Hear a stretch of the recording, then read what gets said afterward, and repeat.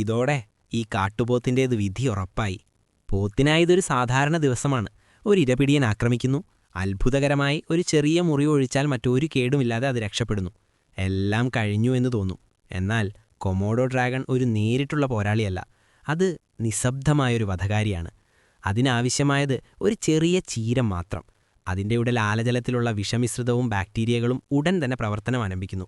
പാമ്പിൻ്റെ വിഷം പോലെ പെട്ടെന്ന് കൊല്ലുന്നതല്ല ഇത്. അതുകൊണ്ടാണ് ഇരയ്ക്ക് ഓടിപ്പോകാൻ കഴിയുന്നത്, താൻ സുരക്ഷിതനാണ് എന്ന തോന്നലോടെ. എന്നാൽ അടുത്ത കുറച്ചു ദിവസങ്ങളിൽ വിഷം പതുക്കെ തൻ്റെ യഥാർത്ഥ മുഖം കാണിക്കുന്നു. രക്തം കട്ടപിടിക്കാതെ അമിതമായ രക്തസ്രാവം, ശരീരമൊട്ടാകെ ക്ഷീണം, നടക്കാനും സ്വയം രക്ഷിക്കാനും കഴിയാത്ത അവസ്ഥ.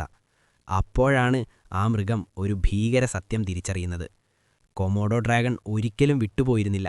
അതിൻ്റെ അസാധാരണമായ ഗന്ധബോധം ഉപയോഗിച്ച് മൈലുകൾ അകലെയായിരുന്നാലും ഇരയെ പിന്തുടരുന്നു.